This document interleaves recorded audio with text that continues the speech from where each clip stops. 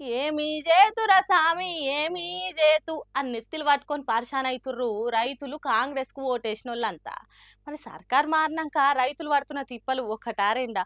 నీళ్ల కోసం, కరెంటు కోసం, ఆఖరికి యూరియా కోసం కూడా. చేతికొచ్చిన పంట ఏడికాడికి ఎండిపోయి ఎంత అధ్వానమైందో చూడురి. ఎట్లుండే తెలంగాణ, ఎట్లయిపోయే తెలంగాణ అని అనాలనిపిస్తుంది ఇది చూసినాక. తెగులు వచ్చిపోయింది పాపం. ఒక రైతు లాస్ అయినాక ఏంది కౌలు కట్టాలి చెప్పండి మీరే. పుష్కలో దామోదరెడ్డి సార్ పెట్టండి సార్. నా పేరు మగ్దుం గురునర్వ, జిన్నపల్లి మండలం, నార్కల్ తాలూకా. నీళ్ళు లేవు, కాలు వస్తలేదు, కాలు బంద్ అయిపోయింది.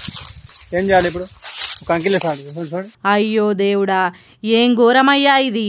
పంట ఏడి కాడికి ఎండిపాయే కదా పాపం. ఆ రైతన్న గతేం కావాలి? నాగర్ కర్నూలు నియోజకవర్గం బిజినపల్లి మండలం గుడ్లనర్వ అనే ఊర్లే కేఎల్ఐ కాలువ నుంచి వచ్చే నీళ్లు రాక మొక్కజొన్న పంట మొత్తం ఏడి కాడికి ఎండిపోయింది. కష్టపడి పండించిన పంట చేతికొచ్చే ముందు నీళ్లు బంద్ అయ్యేసరికి కంకి కూడా పట్టకుండా అయిపోయే.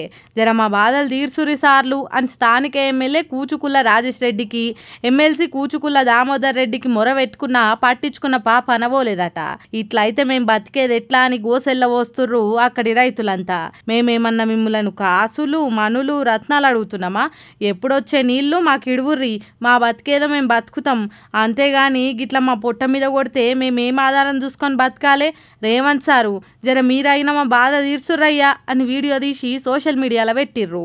ఇక ఇప్పుడు ఈ వీడియో ఫోన్లున్న ప్రతి ఒక్కళ్ళకి చేరి సర్కార్ను పొట్టాడుచుకుంటుర్రు. మళ్ళా సర్కార్ అన్న జర గీళ్ళకి బతుకు తెరువు చూపిస్తే బాగుండు కదా అని మాట్లాడుకుంటుర్రంట అంతా.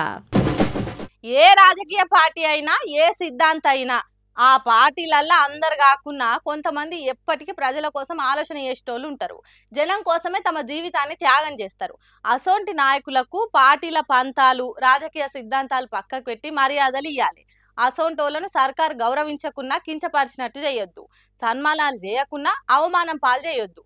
అయితే ఇప్పుడు ఎవలకు ఏమైంది అంటారా? చూడురు మీరే. గుమ్మడి నర్సయ్య తెలవని తెలంగాణ పబ్లిక్ ఎవ్వలుండరు కావచ్చు.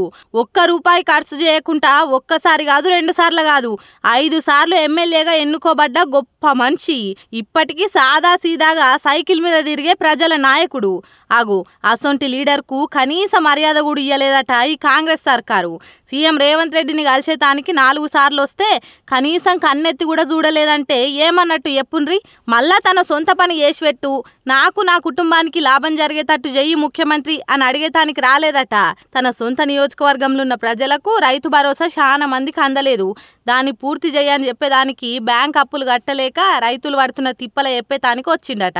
కానీ సీఎం రేవంత్ రెడ్డి సెక్రటేరియట్లుంటే ఇంటికి రమ్మన్నారట, ఇంటికి పోతే సెక్రటేరియట్కు రమ్మన్నారట పోలీసులు. మరి సీఎం రేవంత్ రెడ్డికి గుమ్మడి నర్సయ్య వచ్చే సంగతి తెలియదా అంటే తెలుసనే అంటున్నాడు నర్సయ్య సారు. అన్ని తెలిసి కూడా కాన్వాయ్ కార్ల ఓవుకుంటా కన్నెత్తి కూడా చూడలేదట. ఎంత ఘోరమో చూడుండ్రి. 25 ఏండ్లు ఎమ్మెల్యేగున్న పెద్ద మనిషికి ఇచ్చే మర్యాద ఇదేనా? మంచి పబ్లిసిటీ అవుతుంది అనుకుంటే రేవంత్ రెడ్డి ఖచ్చితంగా పిలుచుకునేటోడేనట. కానీ గుమ్మడి నర్సయ్య వచ్చింది రుణమాఫీ ముచ్చట గురించాయే. అది బయటకు తెలిస్తే దేశంలోనే రుణమాఫీ చేసి చరిత్ర సృష్టించినామని చెప్పుకున్న కాంగ్రెస్ సర్కార్ ముచ్చట ఉత్తదే అవుతుంది. కాబట్టి కావాలని సీఎం కలవలేదు అని కొంతమంది అంటే సీఎంకు పెద్ద మనుషులకు మర్యాద ఇచ్చుడు తెలియదు అని ఇంకొందరు అంటున్నారు. ఏది నిజమో కానీ ఇప్పటికైనా గుమ్మడి నర్సయ్యను పిలుచుకొని తన బాధను తీర్చాలని అంటున్నారు నర్సయ్య గురించి తెలిసిన పబ్లిక్.